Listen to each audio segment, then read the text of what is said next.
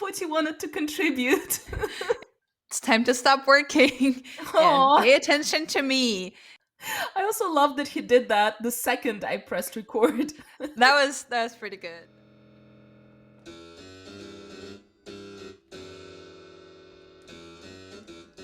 In the times of brick phones, Tamagotchis, and curtain bangs, the 90s kids cried out for a badass.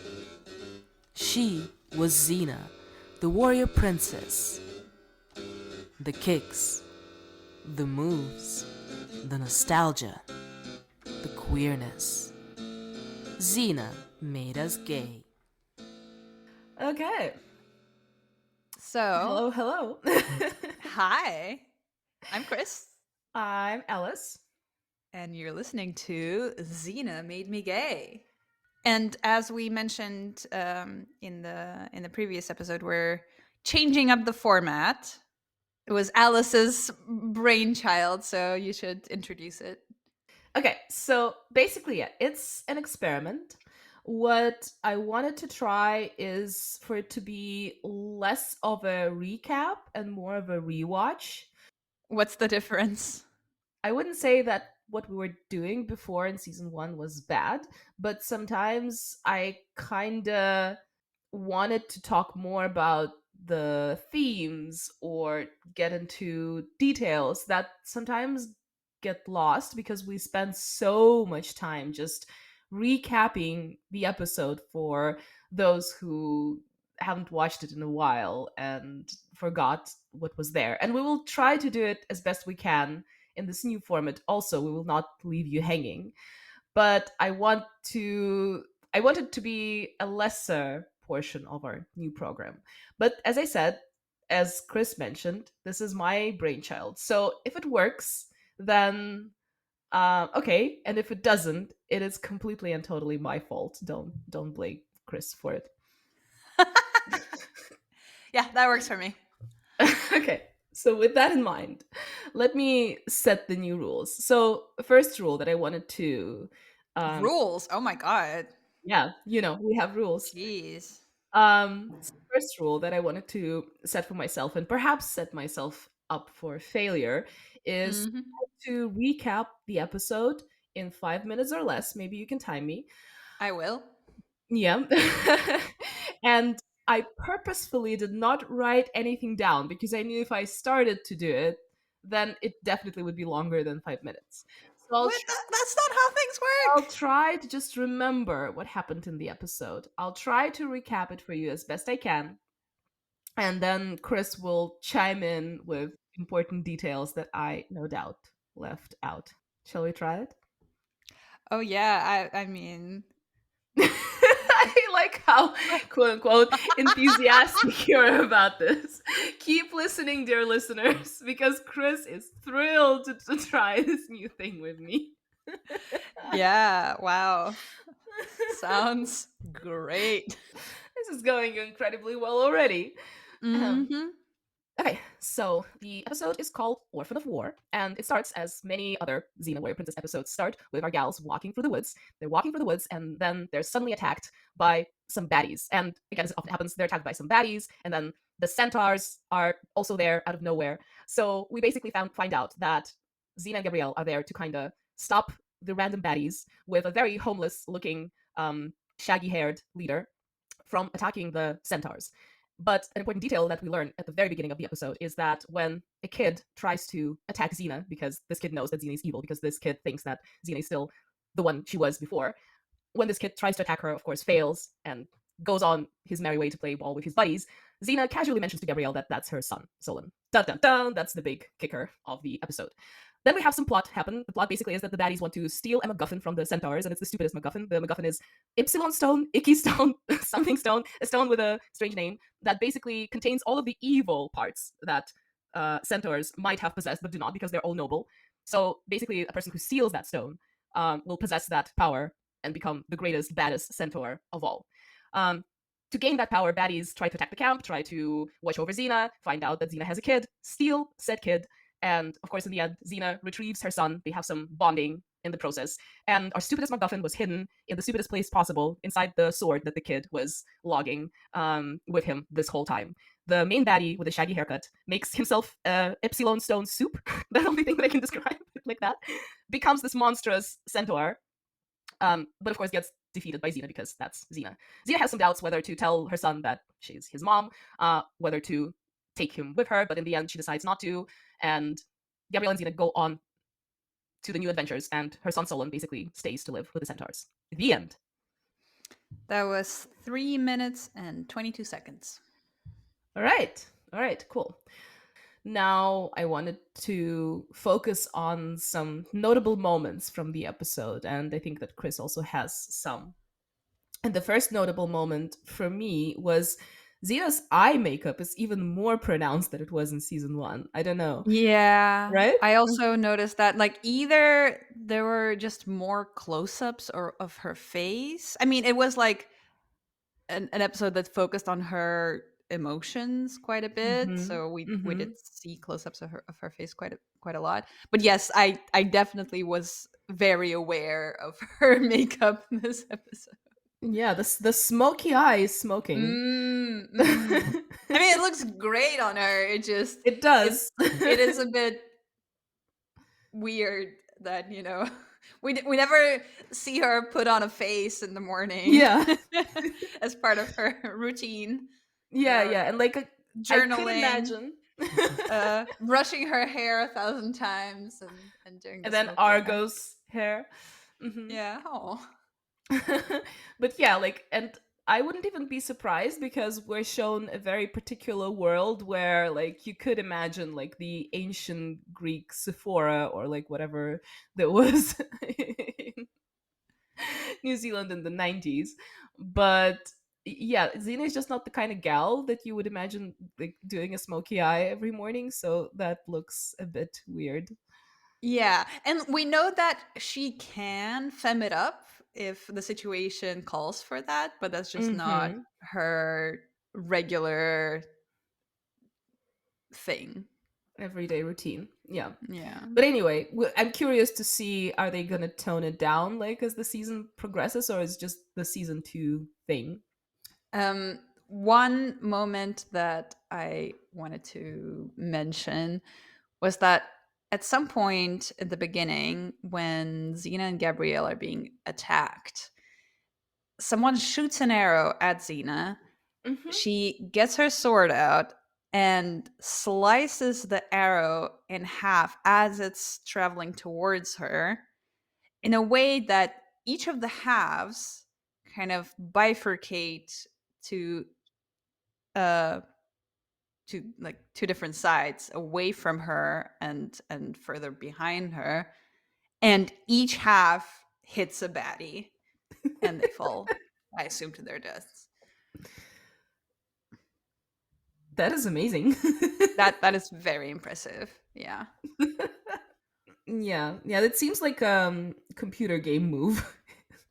That seems like an Asian action movie thing. Like I've definitely seen YouTube videos of like some like really wacky Bollywood action movies where the protagonist is essentially a superhero and does shit like that.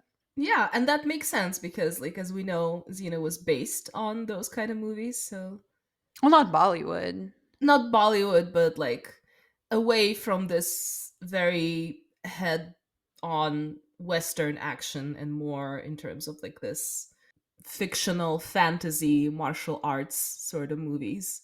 Mainly, I think Chinese ones, but like it could be Bollywood also. So yeah, love that moment. Also, what I didn't love was the CGI on the centaurs because oh my god, it was so bad. It was so bad. And I remember when we watched the first Centaur episode, we were like, they did such a great job. Like, yeah, clearly CGI can only do so much. It's the mid 90s, but they found ways to make it work where they only show you parts of the centaur. yeah, Like tricking the camera. yeah, just the bottom, just the top, like in a way that makes it work. Whereas here they're like, let's show off our centaurs as much as we can, and it just oof oof. If y'all think Scorpion King is bad, wait till you see this. Yeah, no, it is really bad. I don't know. I guess yeah, it really looks like there's this meme of like when like a professional draws a horse and the other half of the horse is drawn by like a Yes, toddler. They yes. kind of look like that. I wish they used CGI less so that Mhm. we don't have to see those horrible looking centaurs as much. Yeah. They became overconfident, let's say that, Yes, with the that's what centaurs. it sounds like. And at the end of the episode, they even like have this special logo of the CGI studio. And I'm like, oh This is baby. not a good advertising. I know. I even looked it up. And they did do some good business after Xena. They did CGI for Blade, for example. Hmm. Mm. Um, but I think uh, by the end of the 90s, it it stopped existing essentially. I see. But a good thing that I actually liked about this episode is that um last season we were introduced to Xena's brother Oh and God, don't remind that me. that was so bad. Yeah, sorry for reminding you about him. And like it seems that they realize that it's bad because he's never mentioned again. Yeah, And yeah. Xena's kid is also like a big role to cast. And I feel that like Mm. with Solon they actually did, I wouldn't say like the greatest job, but an okay job. Like I think they found a kid who just kind of looks like Lucy Lawless in a way. Like he has similar eyes, I think, like in terms of like his eye color. He can act like the actor who plays him, of course, is much older than the character. That's a trick that they often use in movies. Mm. But like he's not too developed in terms of character, but also like he's not the annoying MacGuffin kid that just like I don't know gets in trouble just to make other characters do something. He has some sort of personality. He has some sort of his own thing going. So I was not mad at Solon. I barely remembered him from my previous Hmm. um, rewatch, so I think it was nice, and I liked his one of his first lines when he tries to attack Xena because he thinks that Xena killed his father. She didn't, but like he thinks that Xena killed his father, and of course he doesn't know that Xena is his mom. And when he tries to attack her, he says, "You've just met your greatest enemy." Aw. And I thought that that was very me. Um. Yeah. Yeah. That was sweet. I'm surprised they made him blonde or Mm, kept him blonde. I don't know what the actor's natural hair color is. mhm. Because so the father is Boreas. I Yeah, I he's suppose. brunette, definitely. Yeah, I don't remember what Boreas looked like at all. No, he has dark hair for sure, So it's, and like obviously kids tend to have lighter hair than adults, but not like that. and not in that age. Like you usually go darker. No, Like, no, like yeah, at 9 you would still have lighter hair than huh? um what you would have as an adult. Not like by a lot, but noticeably so. Yeah, I thought that was a strange choice. Maybe they like tried dark hair on him and something about it looked weird, and or Maybe. maybe Although, they didn't want like the family resemblance to be so obvious that hmm, like it would kind of suggest that the kid is really stupid if he like sees someone who's basically a copy of himself as like, what's going on here?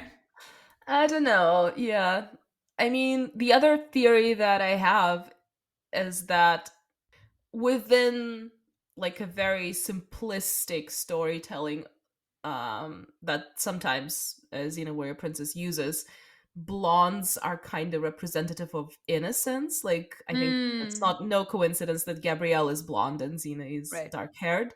Mm-hmm, So mm-hmm. maybe that's kind of the thing that they wanted to convey Highlight. about Yeah. Solon, to highlight about Solon, because there is an arc of like him carrying his father's sword. Mm. Lol. Sorry, I'm just thinking about the MacGuffin again.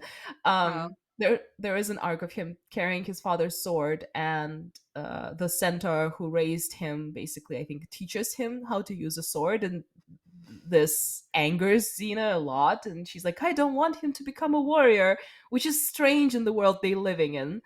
But I guess it's again, it's this dichotomy of like, if you have a weapon with a pointy end, that's bad, and you're basically setting yourself up for the baddie academy. And if you have any other weapon, that's all right. Yeah, yeah, I see what you're saying. But yeah. Anyway, I'm more or less happy with Solon, and I mean, that's an interesting choice to just give Xena a kid, and that like a lot of questions come from it. For example, is Gabrielle a terrible friend for horribly mom shaming Xena? Like, Yeah, I generally I thought that the conversations around this topic of Xena leaving Solon right after his birth so that she can, you know, go on live her warlord life and not put him in danger. Those conversations were just weird. Like at mhm. first Gabrielle is like, how could you do it? And Dina's like, I had to do it. You can't understand, or like you try to understand. And then Gabriella's like, no, obviously I understand. And it's like, what? It seems like you don't. What? It seemed like five different people wrote that dialogue and nobody checked what the previous person was saying. And also, yeah, it ended up being very shamey, which I really disliked. And at the end of the episode, there's this moment when Xena is talking to Solon, and it seems like she's about to tell him, um, and then she changes her mind at the last minute. But the way she starts that conversation is that she says that, you know, sometimes people make decisions and only later do they realize how wrong they were. And I'm like, how was that decision wrong? Like, everyone is Yeah. genuinely better off as a result of that decision. Does she think that Solon would have been better off with her in as a warlord, and then like this entire thing that happened to her when, you know, she had to go through all those trials and tribulations on the way to becoming a good person, quote unquote. Like, what does she Not to think? mention he could have been killed, Yes, just like yes. point blank. Also that. But uh, assuming she would have protected him up until that point, like while she's going through all of this like intense change, what the fuck is he doing? Like, does he just hang out in the kindergarten like, nearby? She has like a baby sling around her armor, and like just she's fighting That just villains. makes no sense. And also, I Yeah. think for her, like maybe the reason she was able to go through this super significant transformation was that she didn't have, you know, a kid kind of locking her down to a more stable position in life. I don't know. It came completely out of nowhere. Why are we supposed to suddenly think that it's a mistake? Nothing that happened previously in the episode suggested that, you know, like bad things happened as a result of that Hmm. incident. It's just basically, a mom has to be with her child. Fuck that. I think it's that. I think Fuck it's that. that. It's like it would have been a very strong social statement from the show if they would have hinted at least that it's all right, like every mother has her own way, and like your family is also like a complicated thing, that you like it's not about who gave birth to you, yada yada yada. At least say that. But no, like we're going with a very simplistic, like each mom who at some point decides to give away her kid is miserable and regrets that choice, which yeah, I also felt icky about it. Yeah, and like I feel like there is still a way to have that conversation in a reasonable manner where yes, you do recognize the trauma of giving away your child, but two things can coexist, right? You can feel a certain amount of pain because you're separated from your biological child, at the same time understanding that yes, this is the right way to do things, and ultimately like thinking that everyone's better off as a result. And Hmm. it's this weird black and white thinking, and it's so weirdly like icky and conservative, which is not something that Yeah. Xena does too often, thankfully. But here they dropped the ball, I'd say. Yeah, yeah.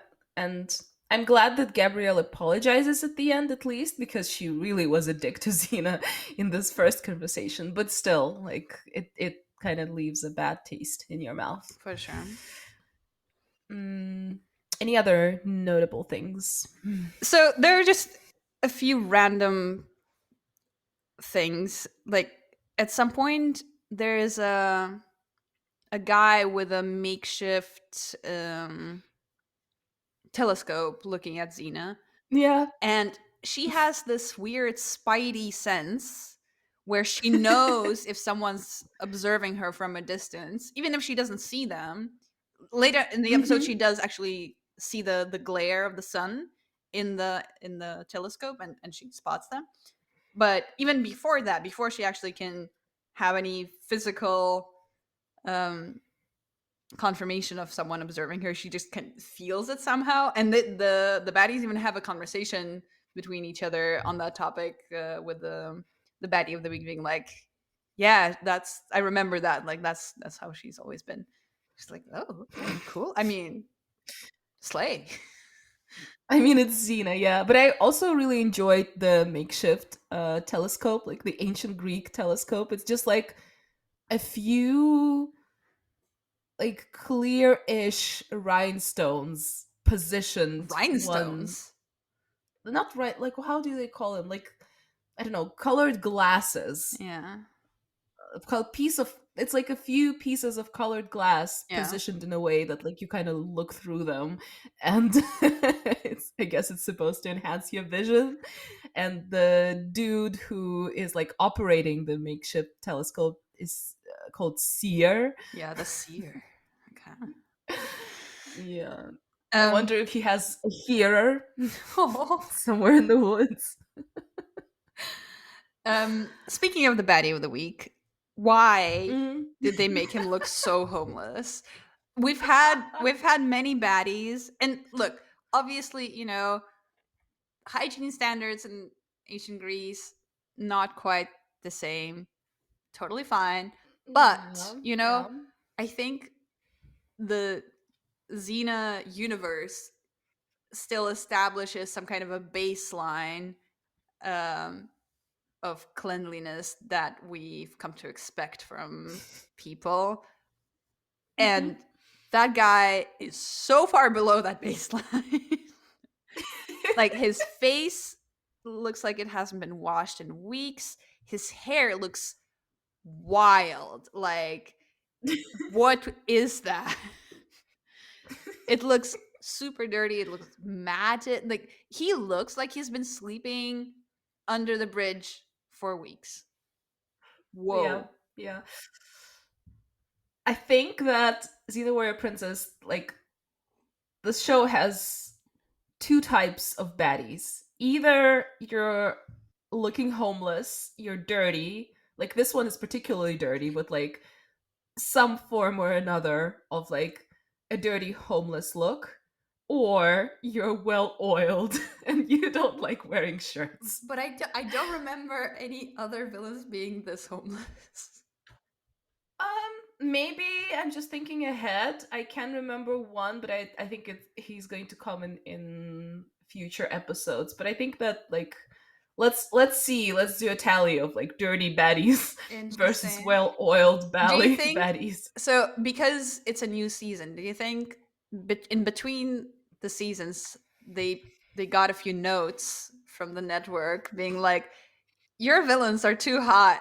You need to make your villains less attractive," and they were like, "On it." And they just did a very good job with And this they one. really, really went for it with this one. They also put some weird like facial scarring Scar? on this Yeah, like guy. deformity. Yeah, I don't know He what just it's has supposed like to a be. weird thing on his cheek. Yes, Yeah. and I mean, I'm really sorry, Xena makeup department, but y'all did not pull that off. Like you can really see the edges of that prosthetic so clearly, and it Yeah. just doesn't make sense with my fantasy. I'm sorry. Like the thing is that apart from his look, actually the baddie is kind of funny. Like I didn't hate him in terms of personality. I'm too shallow. I can't look past the homeless look. You're like, bring back Draco. I love Draco. No complaints about Draco is Draco. great. All right, one other thing that I wanted to mention because it just for me that's the weirdest moment of the entire episode. Oh, okay. At some point, Gabrielle is like trying to be Solon's cool aunt. Solon's like, "I'm gonna be a warrior. Look at my badass sword," and Gabrielle's like, "No, actually, look at my staff. My staff is awesome." And he's like, "Oh, I don't believe you." And then he has a ball, like a I don't know, basketball. Looks like Asian green basketball, and he throws the Yeah. basketball at her, and Gabrielle like hits the ball with her staff, and Solon's mind is absolutely fucking blown at that moment. She just hits the ball with her staff. She doesn't like send the ball out into the universe, like she doesn't pierce it. She literally just hits it with her staff, and he's like, Mhm. "Holy shit, girl! How did you do it?" And Gabrielle's like, Aw. "I did it without a sword." I'm like, "What the fuck? How? What?" It's just I was so baffled at that moment.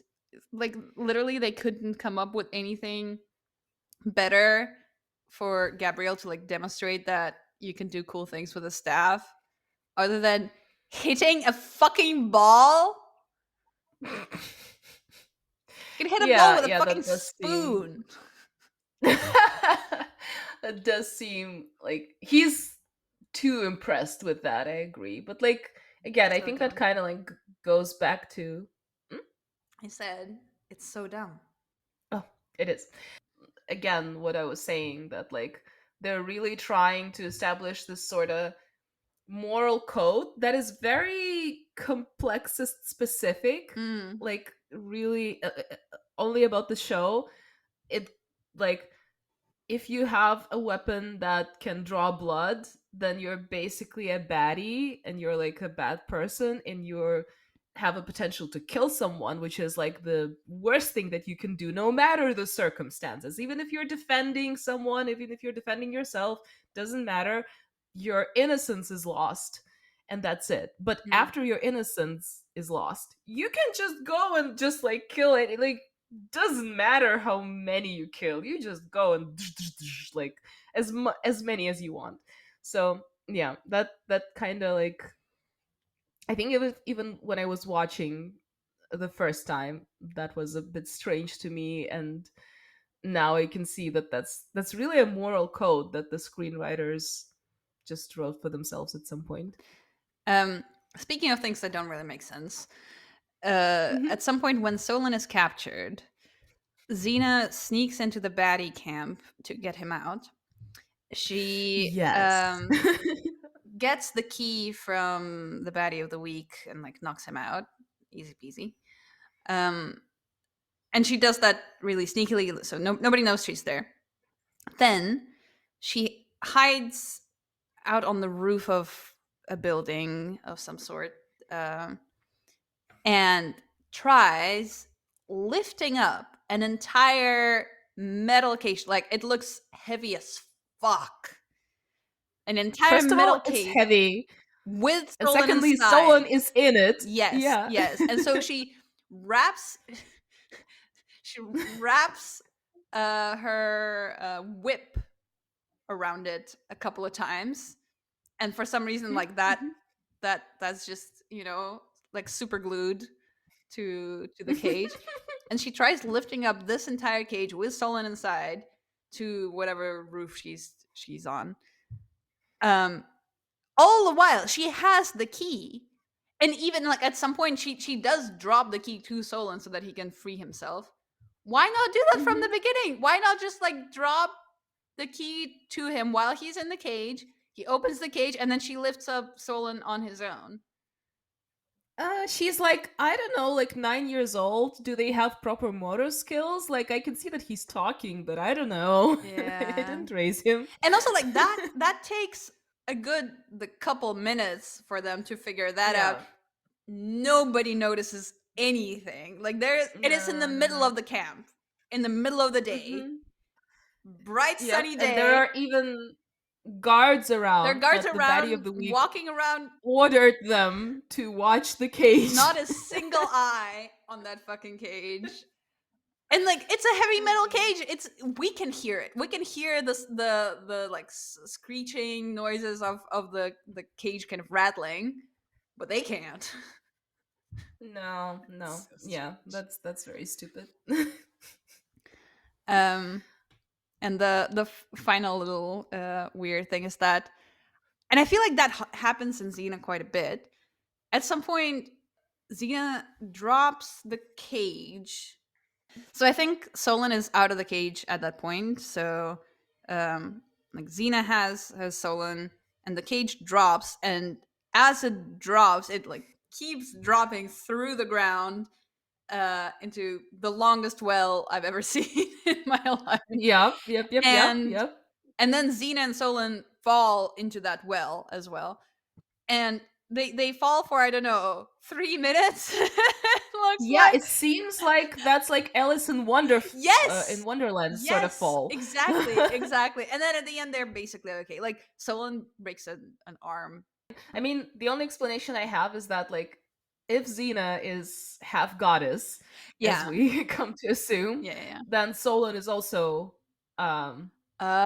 kind of related to that, Yeah, he's like a right? quarter. Quarter god. So he just Yeah. breaks an arm and not a skull as he should Okay. have. Yeah, fair enough. Fair enough. Yeah, but I think this also is the point where we find out about the stupidest MacGuffin, and I want to talk more about it Okay. because I think when they get out of the well, Solon drops his sword, which is also a symbolic moment. Oh my god, he drops his sword. He drops like the warrior way that he wanted to go through with, But and there he drops it by accident. yeah, So by so accident. it's Yeah, yeah, not yeah. there is a moment It's a later decision. in the episode where he like throws it into the lake, but that's not the same Hmm. thing. Yeah, yeah, yeah, yeah. But Solon drops his sword by accident, and a gemstone falls out of the sword's hilt. And everybody immediately knows that that's the gemstone that was looking Yeah, like, for. how does first of all, how does everybody know now? Second of all, why didn't nobody know before? Like, it seems like Yeah, it should be right? one or the other. Like, either everyone knows that this is the gem, or nobody knows. But how does it just literally falling out of the hilt suddenly, alert everyone to the fact that that's the thing? Yeah. But also, like, I get that that's his father's stone, and his father, I guess, was the one who hidden the stone No, it's his somewhere. father's sword. The stone Yeah, is it's his father's the centaurs. yeah. Yes. Not So even the okay, like centaurs themselves. This is the guy who created centaurs. No. yeah. So like the sword belonged to his father, and Mm-hmm. his father is the one who hidden the MacGuffin stone so that nobody could find it. Mm. And I guess he's hidden it in this hilt of a sword. And I don't know, is it by accident or by design? Then the sword just like ended up in the hands of a 9-year-old, which is like the best place to keep something that is very dangerous and couldn't do like everyone, because there are those Yeah. stories at the beginning of the episode like, oh, we all are prepared to die to protect that stone, many of us died protecting that stone, meanwhile that stone is basically in the hands of the kid. Like, good job, that was very smart. Yeah. Yeah. That was a bit weird.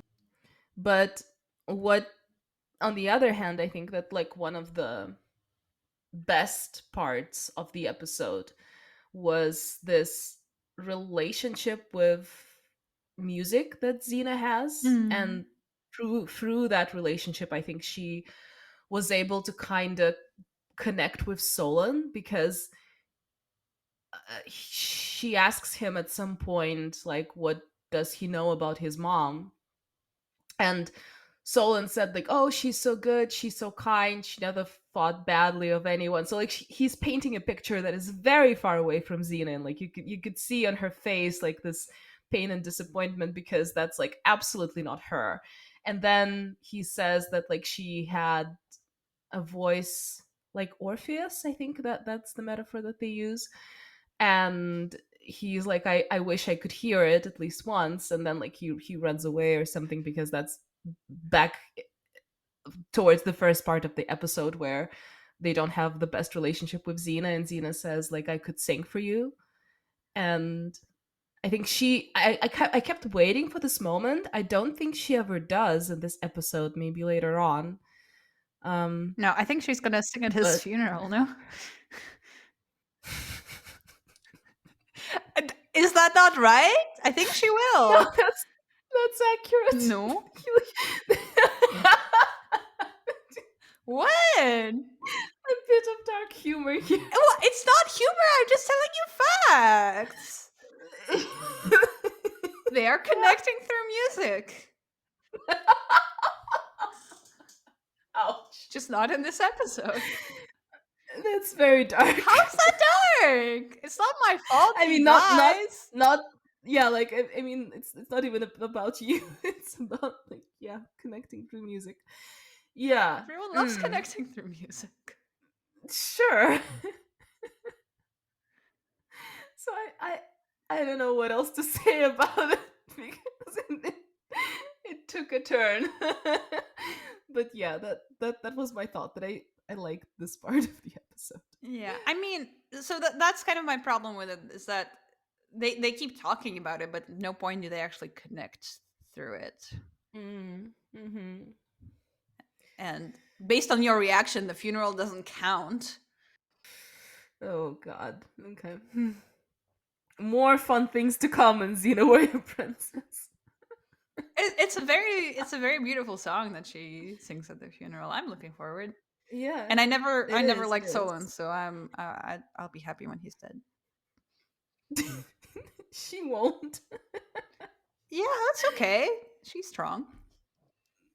That's true. That's true. But like, yeah, it's a beautiful song, and I love that Lucy Lawless actually sings it herself. That makes it even cooler. Yeah. Yeah, but like there is a theme throughout this, and like at some point she wants to summon the centaurs to get them out of the well, and she breaks off like a dry branch I think that it's a is root. of like a dry root, yeah, of Yeah. like some plant that is growing inside the well, and she blows in it like a horn. Yeah, and that then works. and that works, Which is because the most surprising part of it all. Yeah, but like she says that like this is where all those music lessons come in come in handy. Yeah. So like that's a very musical episode for Xena. Yes, Um I guess my problem is that there's a lot of planting and not a lot of payoff. yeah, I was sure that I remembered her singing to him when she's trying to console him when he feels the pain of his arm, but like Mm-mm. no. Although that would be a good place to put it actually. Yeah, other than that, I think I already mentioned that I liked the villain. I liked his little speech when he found the MacGuffin he was looking for. He's like, I'll kill Xena with the stone. I'll kill Hercules. I've got so much to do. I have to make a list. Yeah. I also felt like he's like, oh no, so much to do. I need a planner. I need an Eisenhower matrix here. Yeah, that was kind of cute. Yeah. What was not cute is like I still, maybe it's because of bad CGI, but like I am still weirded out when, for example, like at some point Xena goes into battle with centaurs and she's riding the main centaur guy, like the basically the guy who is like Solon's uncle who is raising him. Oh, is For Xena me, writing a centaur? I thought only Gabrielle was. yeah, no, I think Xena. Maybe I'm remembering it wrongly, but anyway, whoever does it, like when someone rides a centaur, for me that's a weirdly sexualized How image. is that I don't think sexual? about going into battle, but like I don't. It's like I mean, to me, it's no, you weird. don't see it. To me, it's weird for sure because, like, they're not transport; they're persons. But how's that Yeah, sexual? I That, don't I think that know. says It's more like about you than it does about them.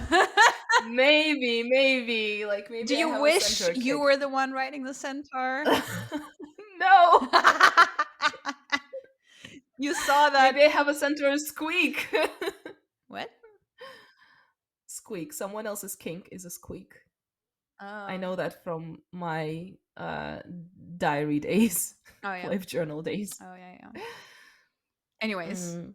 like you have to explain yourself. You can't just say riding a centaur is sexual and not explain why.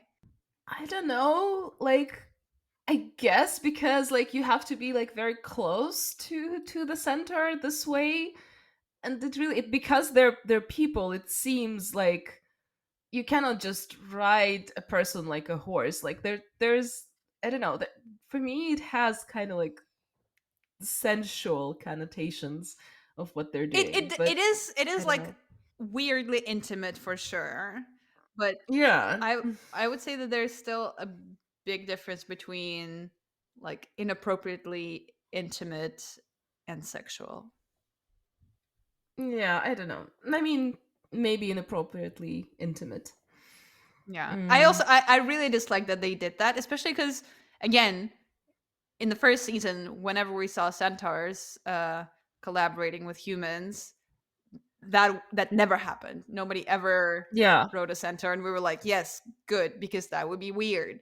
And here they're just like, yep, Yeah. fuck it. Yeah. They threw caution to the wind. It's Yeah, true. but the CGI for that was fine. Because there It was better. they still did it with this like camera trickery thing. So now we get to the burning questions of the episode. And mine is an old one. I don't know. I don't expect you to come up with the answer because the answer is Impossible. uh tw 25 1000 and we don't know, Yeah. but seriously, how old is Xena? Because yeah, I was thrown by the actor. He looked older and I'm like, is he 14? The actor is 15. Then we find out that Solon is 9. Okay, fine, but still Lucy Lawless is like 26 at that time. Mm-hmm. And like yeah, I mean it's technically possible. It seems like a little young Yeah, to but have a we also kid after we already. see her with the baby in her arms in the flashback, and she's not 15 years old there. No, she's not 15, and she's already an established warrior who already is called the Destroyer of Nations or Yes, something yes, like that. yes. And like, I like it for our girl. Like at 15, like she was a Destroyer of Nations at 15. but I guess not. So, like, how old is she supposed to be? Seriously. I don't know. I mean, the answer is impossible. Like we can't find an age that would make sense for that. Mm-hmm. But I guess I don't know, mid 30s. Ugh. Mm-hmm. I guess. Yeah, but that's true. It doesn't have an answer. But since I'm in the mood to overanalyze everything, I also want to ask, like, what was the reason of giving Xena a child in the first place? Mm, Like, did they just not want our gals to be child free? Was that too bold of a statement? Um, because if so, and if it was like a baby propaganda, it blew up in their faces since the only free options for having a child seem to be give birth to a cute baby and drop him off with his one eyed grandma, aka the centaur dude, and then have him tragically die. Give birth to a demon baby after the most brutal scene of the entire show, mm, basically being raped by an evil spirit, mm. and have her not so tragically die because at that point everybody wanted her dead. Yeah, her death I don't remember. Or immaculate conception. But still, you miss your child's school plays, and she becomes a power-hungry Roman bitch. That's all. That's it. No other I options. have no idea what you're even referring to with this third one. Oh, okay, okay, yeah. Like you don't remember the last seasons. Yeah, yeah, yeah. Yeah, You're well, in for a treat. yeah, I don't know. I don't know why they gave Xena and Gabrielle children. Does Hercules get kids? I'm trying to remember whether they took the myth storyline because in like the mythological Hercules has four children but they get killed when they're little. Mm, And I think that they might have done something like that here also, okay, but I don't remember. yeah. Essentially, the messages don't have kids; they'll die. I mean,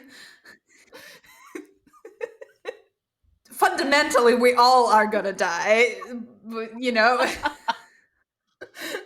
there's that. Um, Yeah. spoiler alert.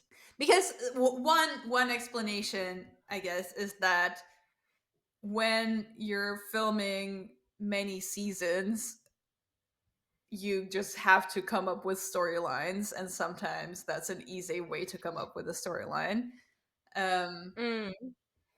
we are just at the beginning of season 2 though, so it's a bit early for them to get desperate. I guess it is some attempt to flesh out Xena's backstory and give her more backstory than just being a warrior and stuff, but Mm. it's Hmm. it's weak. But anyway, it's not the last time we see Solon, as you know, as Chris told you, even it was a spoiler for it you, which I hope it it's wasn't. a rewatch podcast. Oh my god. Yes, yes, it's fine, it's fine. I'm not blaming you. Mm. Um in the end, I kind of just wanted to talk about the bigger themes of the episode, Mhm. which I think most of them we already covered. So, yeah, for me, this kind of established this very important role that music plays in Xena's life, and that I like, and that I think is a nice character development trait. Mhm. Another thing that was very interesting for me is this centaur utopia that Mhm. we're faced with, because I think when we first see them, we see them like basically having this war with Amazons. I Yeah. assume that those are different centaurs, but still. Oh, And are they the same? I thought that they were different. the way that centaurs are talked about in this episode, it kind of suggests that we're talking about all of them together. No, generally yes, but I was just thinking that Or like, is it literally the same group?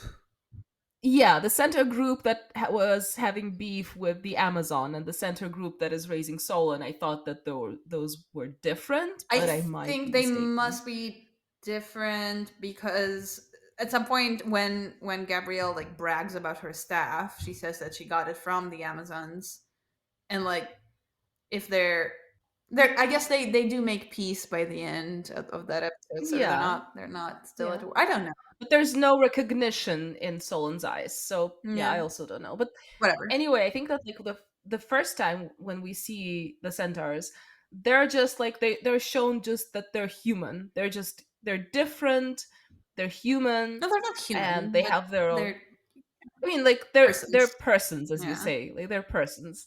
So like they have their own traits and their like beefs, and it seemed that they're like just like they have human traits, right? Mm. And here we're introduced with this concept of this like the creator of centaurs. He wanted to create them noble, so he placed all the bad traits of the centaurs in this stone.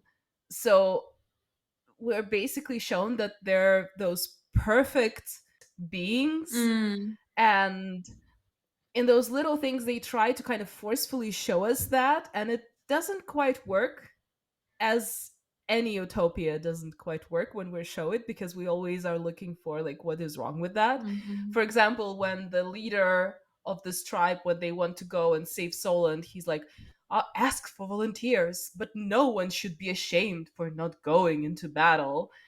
And you're like no commander ever in history is speaking like that. But he's not a commander. He's more like the village elder almost.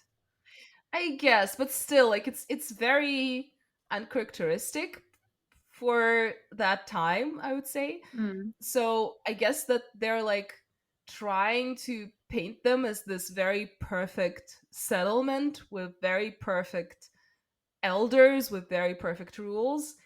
And for me that doesn't quite work. And I don't know why are they trying to do that. I think that like the first attempt of showing them just like a different kind of person, that was better.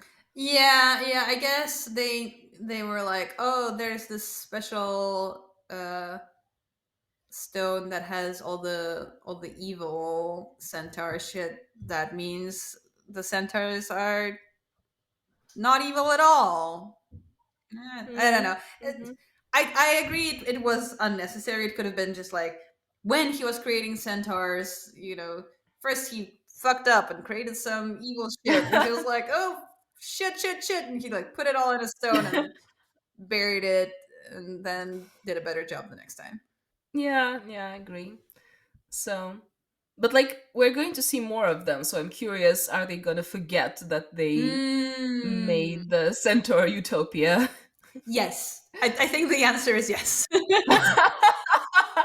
It's safe to say yes. Yeah, Yeah, yeah, yeah. and I'm not like talking because I remember anything. I'm just look. There's Assuming no way. correctly. Yeah. Yeah, that's true. Um, and I think the last big thingy was this old Xena versus new Xena. Almost like as different people. Yeah, as Hmm. different people, as different identities, which I thought was different. It was interesting because, for example, this centaur elder at some point says like, I have never been enemies with this Xena," Hmm. assuming that that's a completely Yeah, she new she says, identity. "I never should have been your enemy," and he answers, "The Xena never Hmm. was my enemy." Yeah, yeah. Which, yeah, I don't know. I found it interesting. That's not the first time when they're doing that. We saw like good Xena literally fight bad Xena in season one. Yes, in was it? Dreamcatcher? What Yeah, was was it? it during her ayahuasca trip? Yes, yes, Yeah, I yeah. think. Right. And and that also I think ties into this extremely rigid delineation that they have of someone quote unquote being good or being bad. At some Mm-hmm. point they talk about Mm-hmm. Boreas, and Solon even asks like, "Oh, did he hurt a lot of people before he became good?" And it's Mhm, like, is mhm. there a switch somewhere? It's like, oh, Yeah. hey everyone, just wanted to let you That's know. it. No, I'm I'm good. good now. Yeah, yeah. Um, again, I'd say a weaker point in terms of characterization that the series tend to fall into. But this idea of redemption and being able to fully reject a past self is kind of Mhm, interesting, mhm. um, and kind of almost trans-affirming. I was also thinking that it seems like almost like a transition, right? Because you've Yeah, become um a new version of yourself. yeah. Even though So, for Xena, there's no physical transition as far as I remember. Like she doesn't mhm. like change her hair or her name. She changes her No. outfits a little bit, um, Yeah. but mostly the transition is internal. But the centaur elder even mentions that he sees it in her eyes that she's a Mhm. different person, Mhm. which is interesting. It is. And like I can see that even being demonstrated because Lucy Lawless is particularly good with Mm, playing and emoting through her eyes. Like every time we see evil Xena, and sometimes evil Xena comes out, like even in the recent episodes, like we saw it when Ares was pretending to be her dad, and we yes. saw evil Xena come out for a little bit, and you Yes. can just see the switch in her eyes, right? Mm-hmm. Mm-hmm. Yeah, for sure. Detransition, Yeah. baby. Yeah. Yeah. Shout out, great book. Yes. Speaking of gay things, what was the gayest moment of the episode for you?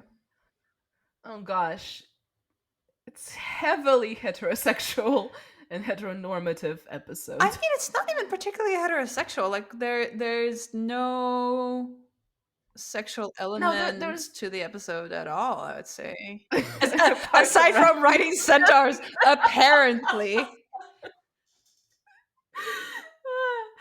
No, I mean heteronormative.